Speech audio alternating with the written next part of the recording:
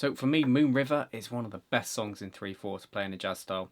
Absolutely love the melody, and in today's jazz guitar lesson I'm going to show you the chords, you'll get the shapes, you'll get a chart.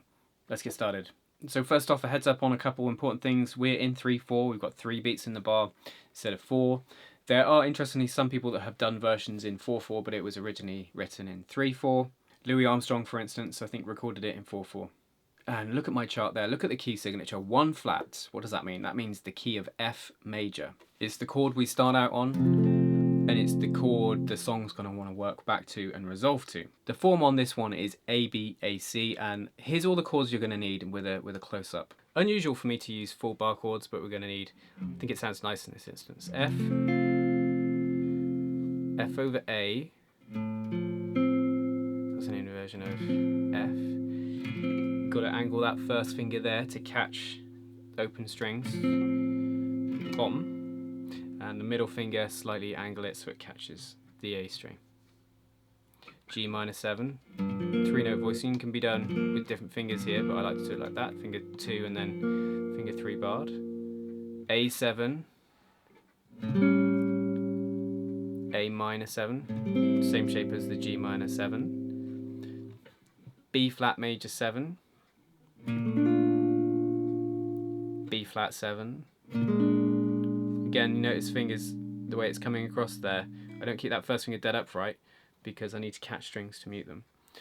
B minor 7 flat 5. Angle the first finger to catch the E at the bottom, otherwise you get this. There you go. C7, 3-note voicing.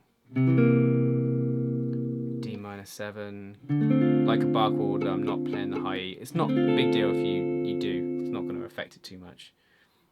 D minor 7 / C, I've written in a couple ways. Either you just take a D minor 7 bar chord and then put the little finger on fret 8 of the E string, and then you let it mute the A string by the angle of the finger. Don't have it upright, it's hard to get it upright. Play on the pad and you'll catch it. You could also play it like this. Just like an A minor shape with the little finger added here. You may know this chord, A minor, then put that note there. Fret 3 on the E string, A minor / G. It's the same shape, but just without the open strings. D7, fret 5. E minor 7, flat 5.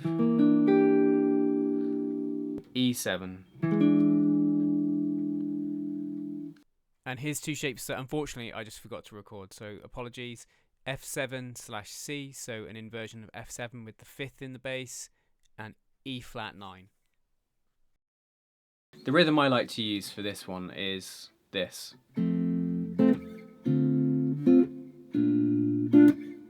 Which is 1, 2, and 3. So you rest on 3, 1, 2, and 3. I'm doing this with my fingers today just for a change, and I like to, so I'm not playing all of the chord, obviously I'm picking out the E, the D, the G, and the B string there. It's like that, 1, and 2, and 3. Release the pressure when it gets to beat 3, so you got silence. Or in my instance, lots of reverb echoing. So we go start out on F, move to D minor 7, B flat major 7. It's quite a surprising move from there, and then F / A. So if you see a slash chord, it means it's still an F chord, but the note to the right of it, so A in this instance, is now the bass note. So an F chord comprises of F, A, C, root 3rd, 5th. So F / A, F, A, C, A is the 3rd. So this is what we call first inversion. F in normal position is just root position, the F in the bass. Play those 3 notes in how many, you can double notes and whatever, but A in the bass there makes that F / A still an F chord, but it gives us A in the bass. And why is this useful? Because it gives us the ability to go B flat, A, B flat, A, but the A's an F chord. So, because if it went B flat to F, it would be a bigger move, like that. It wouldn't sound as close, so we get this nice close bass move, sort of fall, rocking between 2 different chords, rocking side to side, I think, and then E minor 7 flat 5, A7, which is begging to go to. Where does A7 normally take you? Hopefully you said D or D minor. and lo and behold, we get to the B section. The first chord is D minor 7. Now I've written this with the first time bar, this B section, so you play the A section, then you hit the B section, which you play the first time through. So it's 8 bars again. We start out in D minor, then another inverted chord, B flat major 7, then E flat 9. Now then the timing in the second line here gets slightly interesting because we've got more than one chord per bar. In 3/4, it's not that typical to have more than one chord per bar, but here we do get that. So if you're thinking where chord changes can occur on the beat, you got a chord on beat 1, then you could either have a chord on beat 2 or beat 3 if you're going to stick a second chord in there. That first bar, if you look, the second chord comes in on the beat 3, then in the second bar it comes in on beat 2, the E7. Again in the next bar the D7 comes in on beat 2, and then in the final bar there, fourth bar, the G minor 7 to C, the C7 comes in on beat 3. So this sounds like this. 1, 2, 3, 1, 2, 3, 1, 2, 3, 1, 2, 3. Then we go back to the beginning. So you've got the 2 dots there at the end, they mean go back to the dots at the start. So you go back and do another A. Let me play that whole section.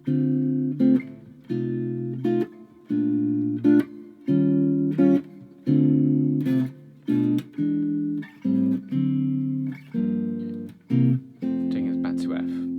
So that rhythm, I keep it really simple and go 1, 2, 3. So that's D minor and then D minor / C, and then 1, 2, 3, 1, 2, 3, 1, 2, 3. You could be more adventurous with the rhythm there.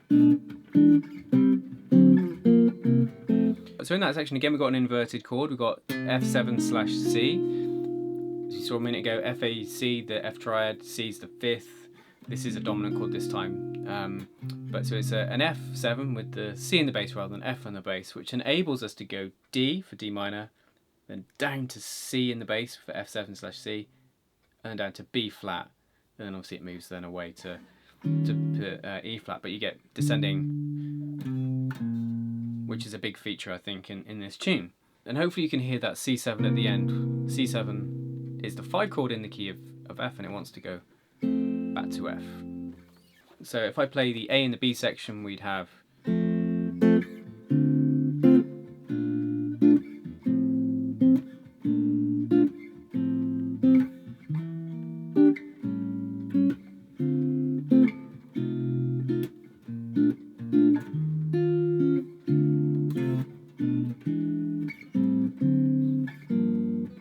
then we'd be back to the A section to do it again.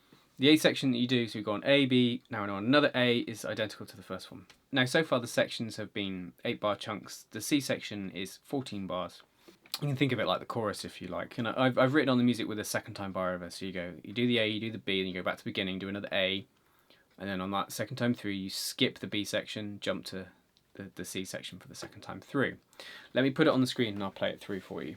D minor, D minor / C, B minor 7 flat 5, B flat 7, F over A, B flat major, F over A, B flat major, F over A, D minor, G minor, C7, F. I'll play it through without talking over.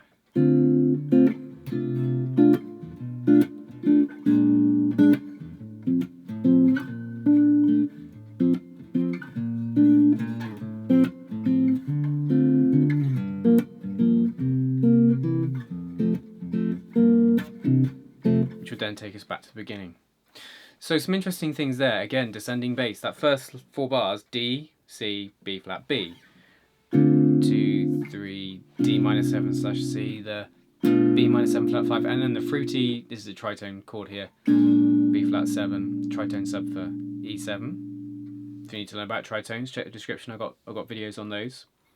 And we're back to this sort of inversion central, and I feel like it was in the first bit in the A section here, it's kind of rocking between 2 chords, and I think it creates this really nice sense of movement and in kind of building to, you know, when's it going to stop and resolve.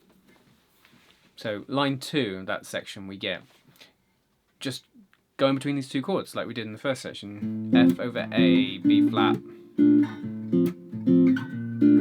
which is really cool. And then that final line is all about being able to get back and circle back to the beginning. So we then get F over A again, D minor this time, G minor 7 to C7 to F, and then a G minor 7, C7 to help us kick off again. So all the way through, B 1, 2, 3.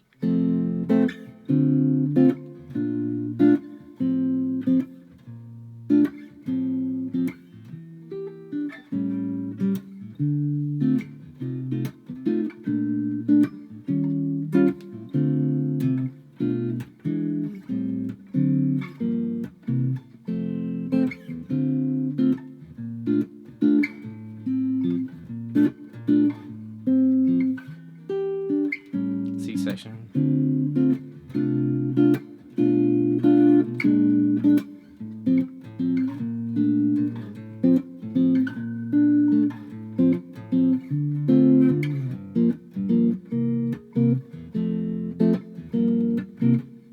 There we go. I'm not going to go into the harmony today. That is included on the PDF. I've annotated the Roman numerals for you if you want to get into that. But today's just been about sort of getting those chords down and getting used to those shapes and then putting it in the order. Try playing along to versions too. Some really nice movements in those chords. The inversions bring in a nice dimension, some nice resolutions too.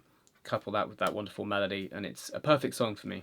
Now, a few versions I suggest you listen to. Definitely check out the original. You can really hear those inversions on it. It's on like an acoustic guitar. That's with Audrey Hepburn singing. Barney Kessel's version, so beautifully simple. Bill Frisell, I think he did one with a singer that is quite cool too. And finally, a contemporary version, Amy Nolte. I really like her piano-based jazz YouTube channel, and she did a version on her latest album that I really like too. Guitar playing on it's quite nice, cool rhythms that he does. Leave me a comment, hit that like button. I'll put a couple of videos up for you to check out. My top 10 jazz standards in 3/4 and also comping considerations in 3/4, what rhythms to play. So if you need some help with that. Jazz guitar lessons every Wednesday and Saturday. Please subscribe. As I said, leave me a comment, hit that like button. Until next time, you take care.